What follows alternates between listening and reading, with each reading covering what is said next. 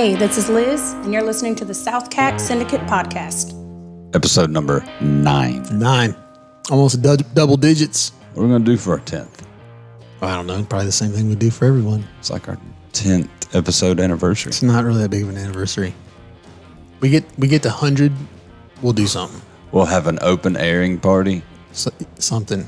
Live from Weston Go Tap Room. Live from Caesar's Palace. I don't know if I'm allowed back in Vegas yet. I need to check. That's pretty bad. That's pretty bad. Yeah. That's actually really bad. Last week we had James Myers on talking about sales and cruises and diamonds. And Yep. bling. And I don't think we're finished with him. No, I think we have him back for I'd sure. like to have him back for sure. We got a couple comments that I think he set the bar for guests as far as content goes. I think he brought some of the most valuable content for that market. Yeah, we should have dove into, well, we kind of did dive into the sales aspect of that on that episode, but we got off track a couple times. It'd be nice to like dive into that and stay there. Yeah. Finishing my sentences. Hey, we're good like that. No doubt. So today we had a guest cancellation, so he'll be here next week. And just to mark the time of episode 9, Queen Elizabeth died today at 96 years old. Jared and I were just talking about who's taking her place. How does that work? I have no clue. It's going to be interesting to see how that plays out. Which, I mean, there's all kinds of stuff going on in the news over there, too, with seeing some stuff about some energy riots or, I don't know. You watch the news a lot? No, I don't watch the news at all, unless it has to do more with the market. Mm-hmm. You know, like I used to love to watch CNBC.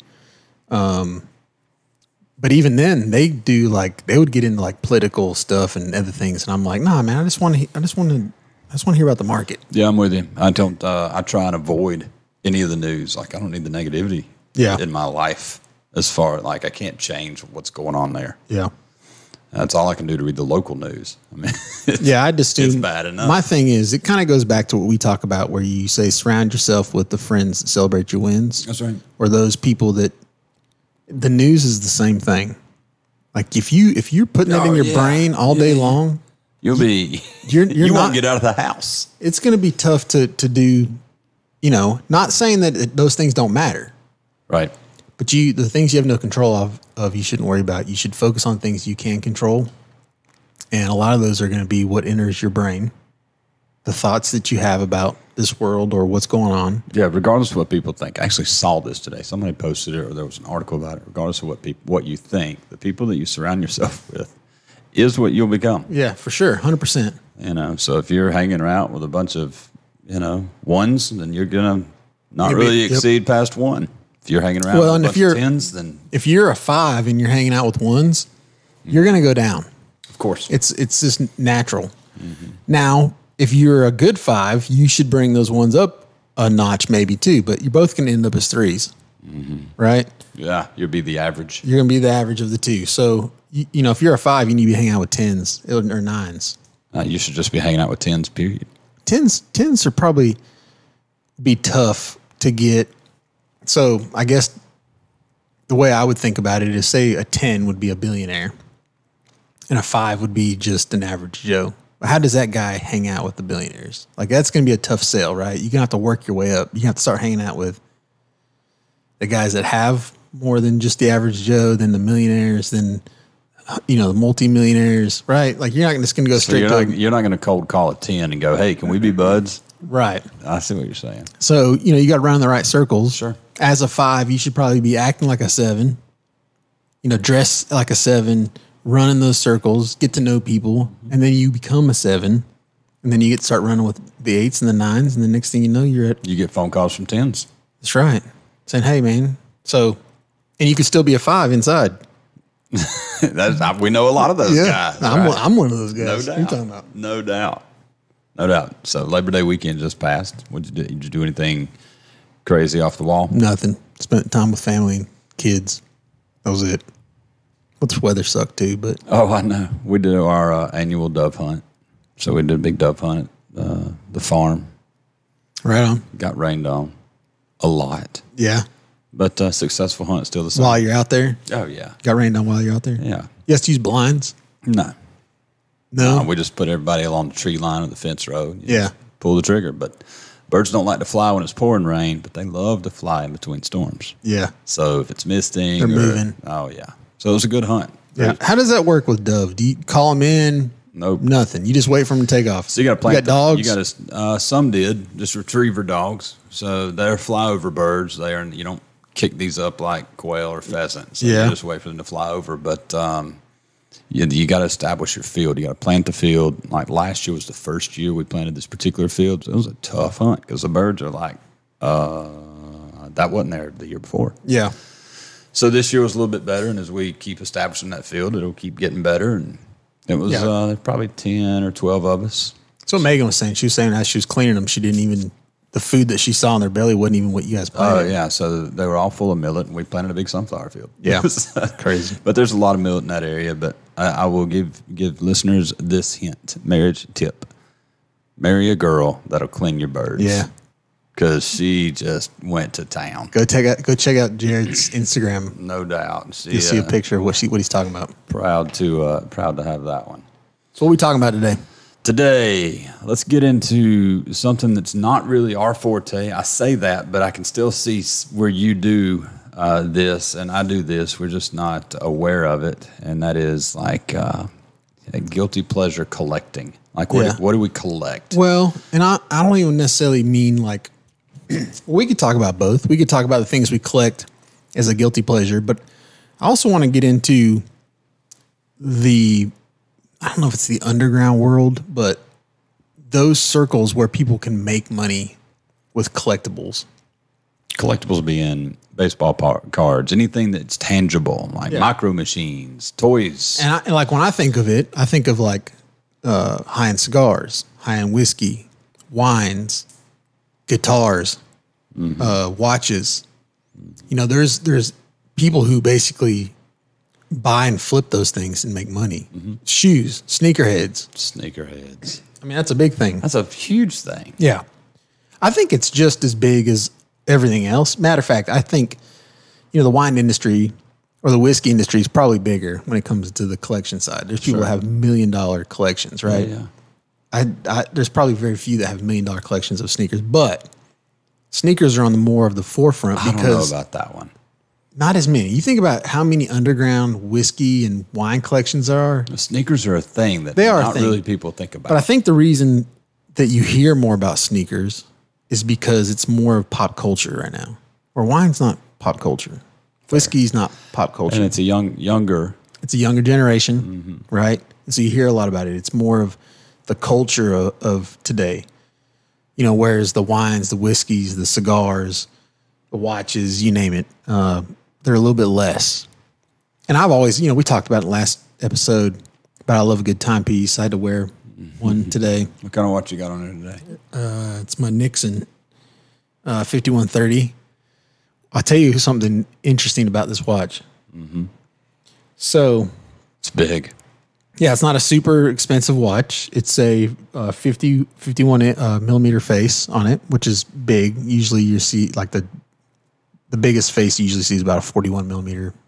That's a large face on a high-end watch. Like your tag. You wearing your tag? Yeah, I am. I see that's probably like a 38 to 41 in that range. Yeah. It's actually a good size. That's what's most popular. Most people wear like 38s. Anyway, I noticed something today. I was kind of looking around. This is not a super high-end watch. I like expensive watches. I've got my eye on some I think I'll probably purchase in the next year or two, but it doesn't have to be expensive for me to like it. It has to work well. Look good. It's got to look good. It's got to have a popping look. You bet. But anyway, I was looking at this one, and this is a Swiss-made or a Swiss movement watch. So I was like looking at some more Nixons online today and noticed that they're all Japanese movement now. The same exact model, 5130, looks just like this, different colors, all Japanese movement. So I don't know what that means for me. I mean, hell, for all I know, this thing now it's like, I'm sure the company got sold or something at some point. I don't know. So Fender has 3 different types of Stratocasters, and the most expensive one is the USA made. You can get a Japanese made, and you can get a Mexico made. They look the same, but right there on the stock by the keys are the tuning where it's made. Are made in USA, made in Japan, or made in Mexico. Same house, Fender's the house. Yeah, they're just building them somewhere else at a cheaper cost, and the price reflects that. So maybe you'll see a price reflection there as well. Well, what I found though is you can't buy one now that has Swiss movement. So I don't know if they discontinued. Oh, so you're sitting on a collector piece. And I don't know that it's going to matter with this range of watch. Sure. This is a $500 watch, so I don't know that it's going to really matter. Nobody's really collecting those. It's just interesting to me that they were Swiss movement at one point, and then I don't know if they got sold or what happened. Now they're Japanese movement, which I will say Swiss has always had the upper hand in movement, but Japanese is making a big push. It's like all your Seikos, a lot of those brands are all made in Japan, and they're actually really, really good stuff. How many watches do you own?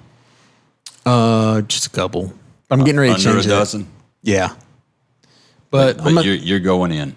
Well, last week's episode got me thinking about it. I'm like, why don't I own more watches? Well, you're going to be the guy why don't I wear? You're going to be the guy that opens his closet and it's like boom, boom, boom, boom, boom, boom, boom, boom, boom. Well, yeah. Just a watch shelf. I'm going to be on the guy. You give me a couple months. I'm going to be the guy that on every episode I got a different watch on. I heard that. That's going to be me. I wear a different shirt every episode. See, I wear the same shirt. I'll just wear a different watch every time. No doubt. So I saw somebody, I think it might have been Gary, talking about this in Collectibles. He's like, we're seeing kids today have investor on their bios, on their Instagram page. An investor doesn't mean real estate and stock market. That's what we think in our demographic. Right. But they're investing in sneakers, watches, tangibles, baseball cards, NFTs, whatever that is. But they get to put invest, and they're not wrong. Yeah. They just want to ball with everybody else. And if you can start that game at 13, God, imagine where we'd be. Yeah. Imagine what your collection would look like if you started that young. And for sure. On your bio, right? My problem though is I'm really cheap when it comes to this kind of stuff. When you are investing in,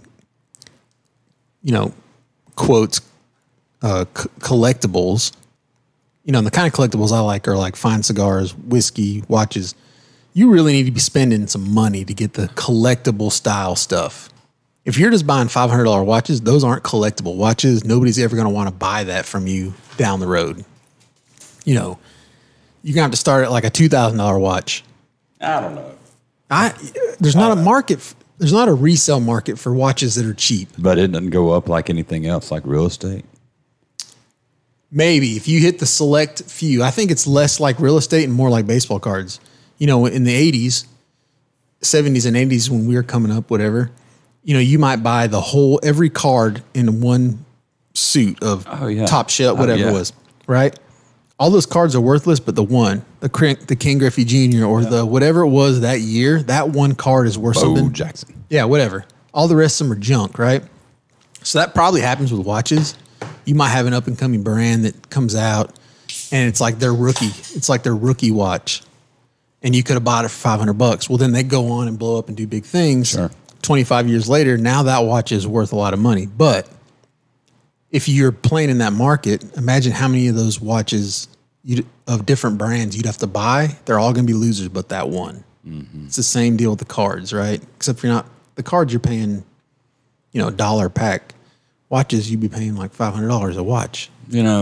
Let's talk about cards for a minute, because I think if you're a male in your 30s and 40s, you owned baseball cards by the shoe boxes. I still got them. And you couldn't wait to go to your buddy's house and be like, hey, what do you got? You want to trade? And you'd pull out your Beckett.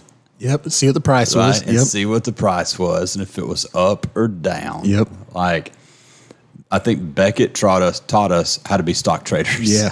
Yeah, for sure. Because you were following that price and the trend of the price per Beckett. And I forget the distance that Beckett's came out. Was it monthly or bi-weekly or weekly? Whatever it was, quarterly. I don't remember, but I couldn't wait to get my hands on the next Beckett. See if your card went up or down. See if we made money. Yeah. See if my buddy's going to give me 80 cents or $1.80. Yeah. Well, you'd trade the losers away for the ones that are going up. I'll tell you what I've got right now. I've probably got a couple hundred Garbage Pail Kids. Remember those things? I wasn't allowed to have any of those, and for good reason. They're sick. Well, they are.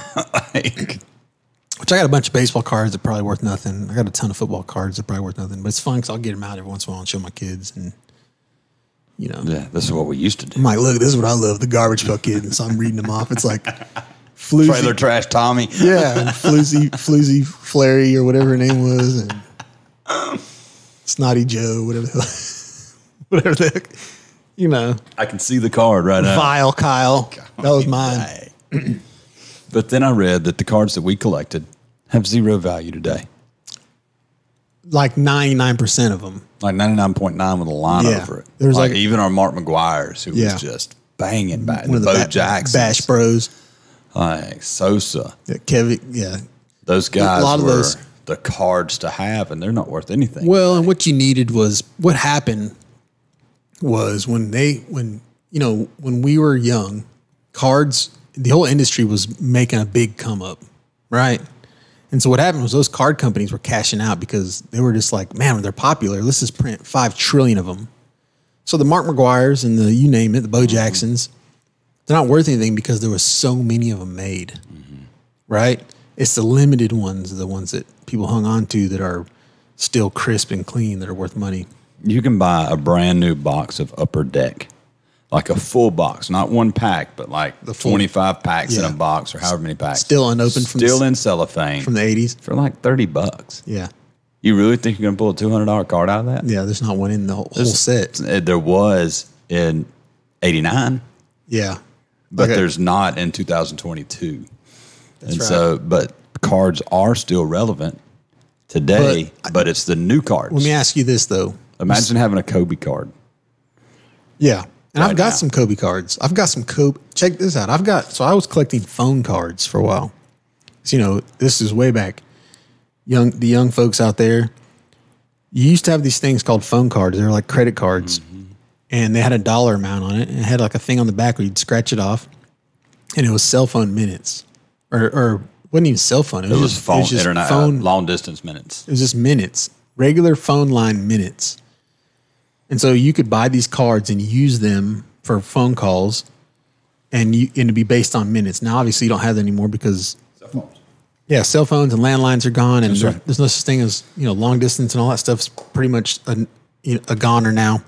But they made phone cards that had players on them, and they traded just like regular cards. And so I still have some like Kobe, Shaq, a bunch of these basketball phone cards. And some of them were like a $10 phone card. So, I mean, the card itself was worth $10 in phone service. Back then, obviously, couldn't use it now. But, I mean, so this is my thesis on the whole thing. You talk about, you could buy the whole pack now.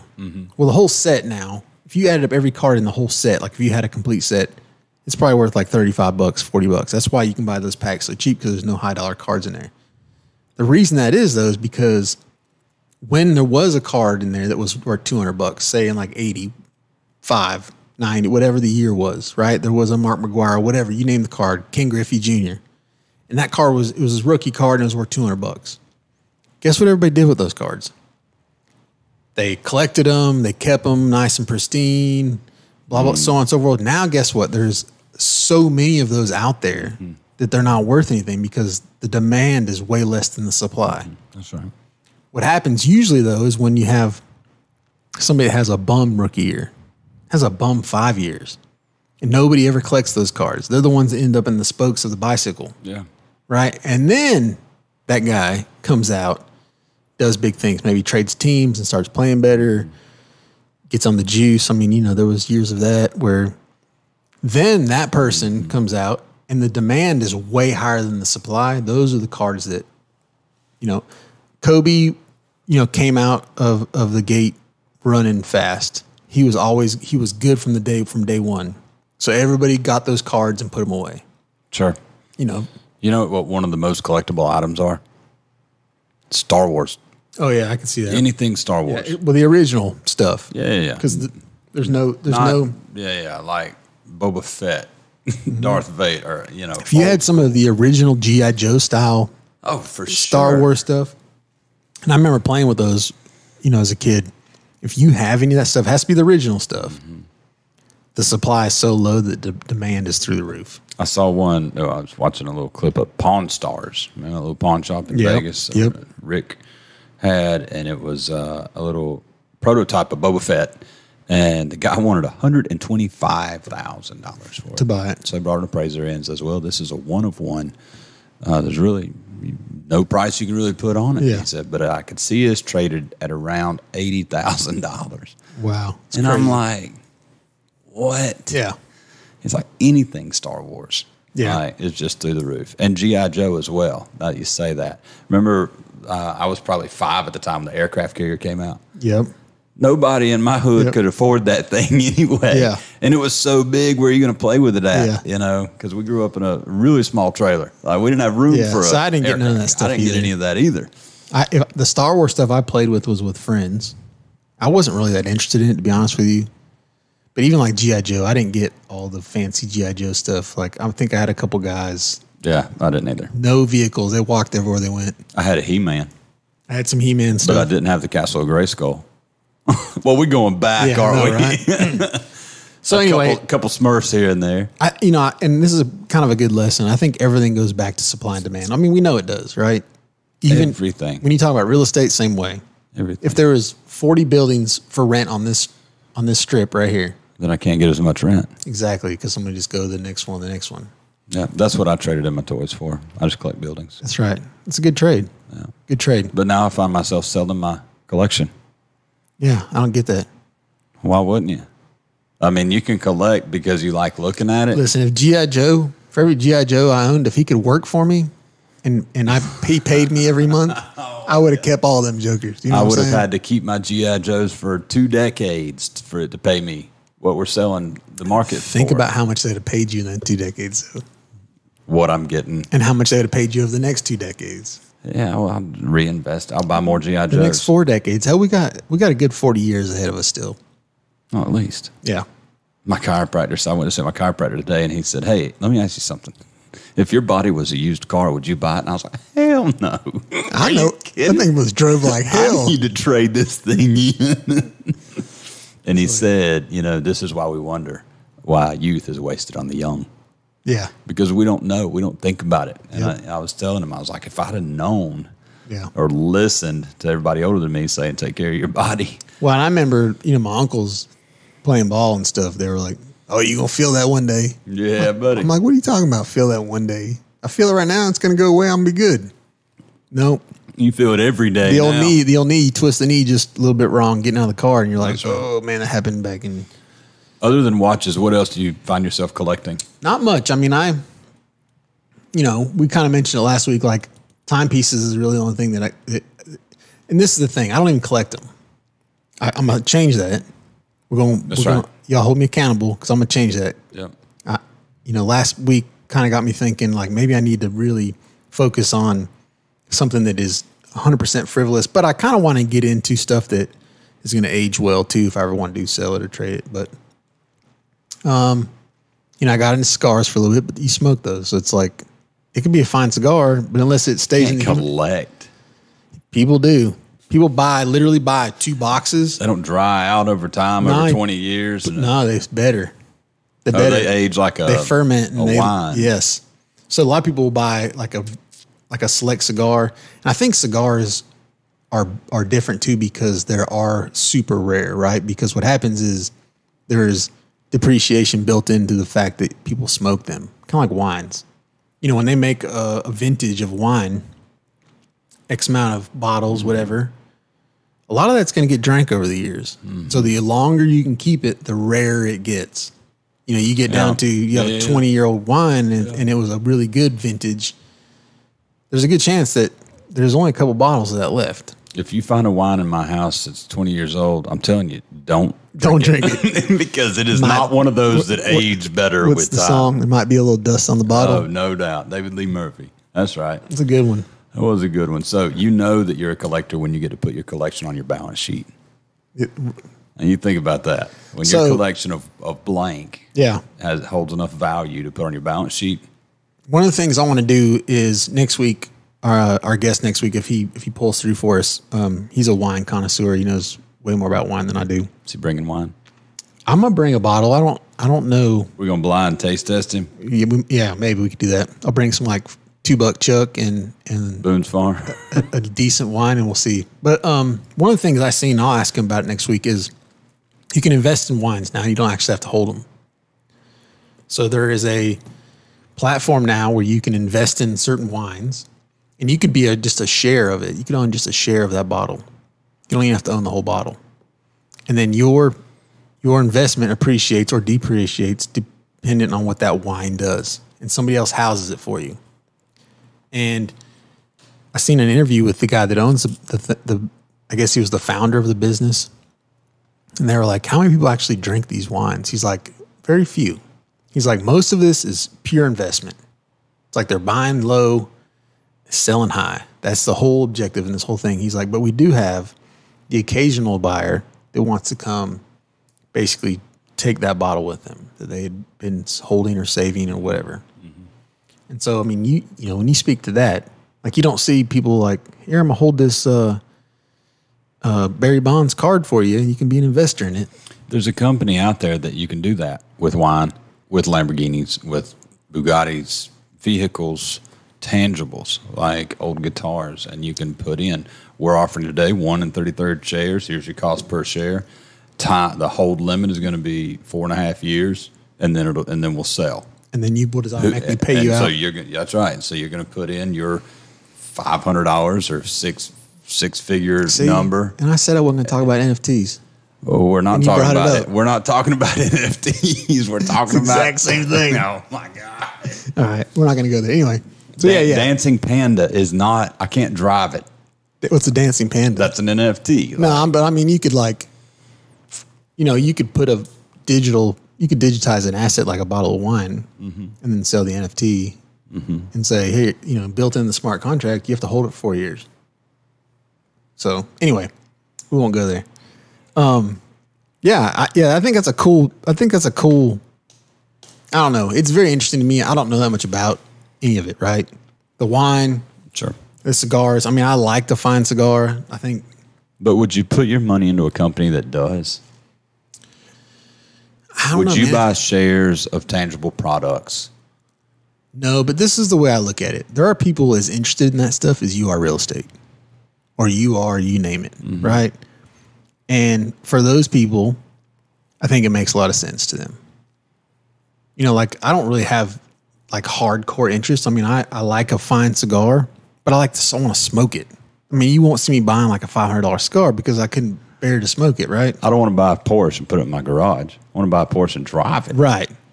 So I mean, like any of that stuff, a car that you're not going to drive is no value to me, regardless of what it is or what could be. A cigar, same way. Whiskey, same way. Like I want to drink it now. If you get a really, really good whiskey, you want to like savor that as long as you possibly can. So you don't drink it all in a week. Sure. You take a little bit here and there and you savor that. Unless you're Hugh. Yeah. If you're Hugh. Yeah, but he's not drinking like a Pappy or something. You know what I'm saying? Like if you had a $14,000 bottle of bourbon. Sure. He would. Hugh would probably drink it a week. He would. Yeah. He drank Pappy at my house. he didn't care. He'd drink it in a week and then be like, man, this shit sucks. Yeah, no, that's exactly what he said. Yeah. I like Jack better. So, typical Hugh though. So, but I love those things that the thing is like that you can get out of whiskey, cigars, cars, watches, any of that stuff is there's an experience involved in it that you can take from that. Mm-hmm. You can buy a fine whiskey and enjoy it with your friends that can also appreciate that. Same thing with a cigar. So that's my favorite thing to do is enjoy those things with people who appreciate those things. That's right? Because I wouldn't break out like my most valued cigars with somebody who doesn't even smoke a cigar and then be like, and then they hate the whole experience, right? And I'm like, man, this was no fun. Mm-hmm. You break those out for the people who value those products like you do. Yeah. You enjoy it with them. I saw somebody take a Diet Coke and pour it over the rocks and grab some Pappy and pour in there. Yeah, see, and make a mixed drink. My jaw just dropped. Yeah, they shouldn't be allowed to have that. No, but speaking of antiquities, let's pay some bills right quick. All right, sounds good. Are you looking for the perfect vacation spot for your next adventure? Whether it's hiking beautiful waterfalls, mountain biking Stump House Park, wake surfing on Lake Kiwi, or jamming at your favorite concert, Megan Ketterman with Oconee Hospitality has beautiful homes available for short-term rental in Oconee County, South Carolina. Contact Megan today to book your next vacation stay at www.oconeehospitality.com. Are you looking to make Lake Kiwi your destination? Work with local licensed expert Rhea Land Smith, your certified resort and second home specialist at Lake Kiwi Real Estate. Servicing buyers and sellers since 2013, Rhea is your local expert helping you navigate the real estate waters of Kiwi. Let Rhea make your life a vacation. Call 864-710-9547. And remember, land is her middle name. All right, we're back. So Jared and I were kind of talking on the break, and I feel like it might be beneficial too if you guys send us some comments on what you would like us to speak on. Obviously, we don't know everything about everything, but we'd be happy to give you our opinions on whatever it is. Even if it's not a good opinion, we'll give it to you. We'll have an opinion column. I want to be able to have enough feedback from listeners and viewers to like read an email out loud. Just and do respond to it. Just do a Q&A. That's right. Dude, the whole episode be Q&A. That's right. That'd be fun. So you can email us at SouthCackPod@gmail.com. Yeah. com.com. SouthCackPod@gmail.com. And shoot us an email. Shoot us an email. Hit us up on Instagram. Whatever. We want to hear from you. That's right. Hey, do you have a Twitter account? I do. I don't use it though. Why not? I'm not a fan of Twitter. Why? I don't know, man. I don't know if I don't use it properly. I don't know. Like my stuff. So I think I have a little bit of a following on there too. My stuff gets no reach. And then when I'm on there, it doesn't seem to make that much sense to me. Now I have been using it a little bit more lately than I used to in the past, but I follow people like Cody Sanchez and Elon Musk, and I follow a lot of people who, the new thing now is they write threads. So they'll put their little post up top, and then they do a comment and then another comment, and you just kind of read through their whole thread. It's mostly business people. Yeah. I follow Cody. So my last tweet was on 7/24 of this year, and it says, I started a podcast. That was it. Stay tuned for details. #podcaster. That was 2 months ago. You know how many people liked it? None. 0. And my reach, not far. Not very far. 5. It was tough. See, I don't even know. I'd have to look and see. But my posts don't do that well on there. And that, to be honest with you, the way I use social media, Twitter is not advantageous for me to use. I'm more of like the Instagram where I'm sharing photos, right? I don't make these knowledgeable, sentences, and it's just not me. I'm not a, we'd have to get James to do that because no doubt he could do the copyright. I don't mind Twitter that bad. I've got like 371 followers. Yeah. I tweet maybe once a month. I hadn't even done that here recently. My tweet before that says, "Risk is essential. There is not growth of inspiration in staying within what is safe and comfortable." That's right. Yeah. See, and I like Twitter for more of to read and to consume versus me being vocal on there. Sure. It just doesn't, it doesn't work for me like that. Versus everything else. Sure. I'd say Instagram for me is about 50-50. I probably consume as much as I create. Well. I don't consume hardly any Snapchat, but I create a lot for Snapchat. I snap every now and then. It's not my go-to. Instagram's definitely my go-to, where I get sucked into the reels. See, I consume like almost zero, unless I happen to see a snap that you sent me or somebody sent me. I literally consume zero Snapchat. Same thing with Facebook. I consume zero Facebook. The only reason I log on to Facebook is to look at my memories. And most of them are 10 years ago. Where were you 13 years ago? Yeah. Here's what you did 5 years ago. Yeah. And so those are cool, but I rarely post on Facebook. See, I certainly try not to scroll through there. Yeah. See, I don't have any interest in consuming. I create a lot of content for Facebook though. Sure. Instagram's one is really the only one I consume and create for. YouTube, I probably consume a lot more than I create for on YouTube, believe it or not. I consume a ton of YouTube. So anyway, You collect YouTube videos? No, but I do collect a lot of songs on YouTube. So you listen to music on Spotify. Yeah. Some people listen to it on Apple, iTunes, whatever. All my music comes from Apple, YouTube Music. So can people stream our podcast on YouTube Music? Good question. I don't think so.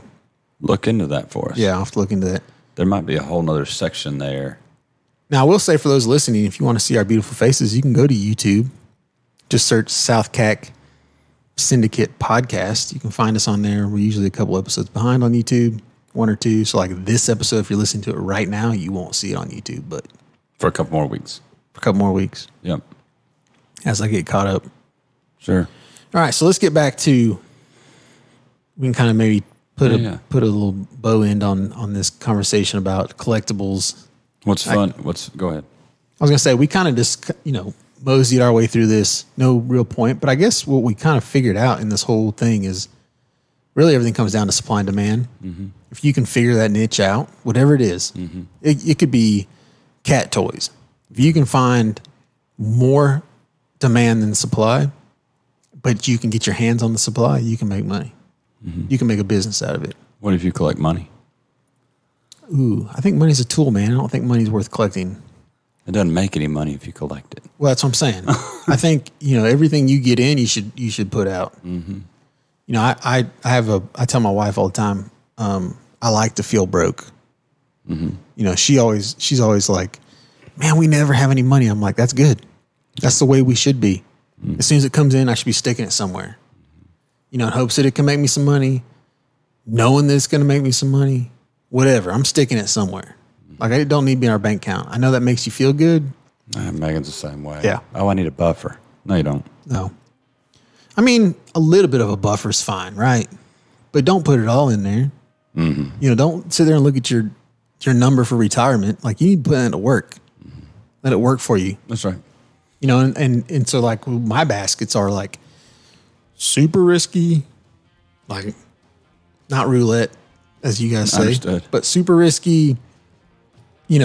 Risky, but it's going to pay me to hold on to it. It's got a dividend attached to it or something.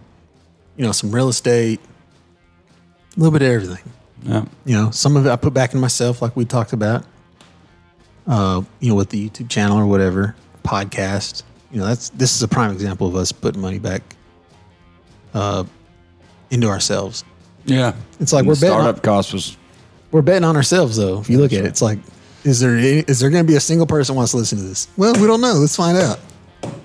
Roll the dice. No doubt. And we have a ton of downloads, which is great. Yeah, it's working out pretty good. So what we want to do is hear from you guys. I know we said that before. Yeah, we need topics. We want to, I guess what we want to do is we want to service you guys more than just servicing ourselves, right? We want to create the content that you want to hear. That's right. And that's it. So hit us up. You can find us on Instagram. Every video we do, which we don't do, I guess we don't do it for the listeners, but Jared's Instagram handle is at J_Ketterman. Is that right? So, yeah. Twitter is Jared_Ketterman. Yep. You can find me at the Fab Forums, at the Fab Forums, FORUMS. Everywhere, really. Hit me up. Let me know what you think. If you heard me on the podcast, shoot us an email, whatever. This was good. I appreciate your time today. Good one. Got a guest next week. It won't be us just trying to figure it out. Oh, man, we do not have it figured out. So we appreciate all your time. Thank you very much. And until next week.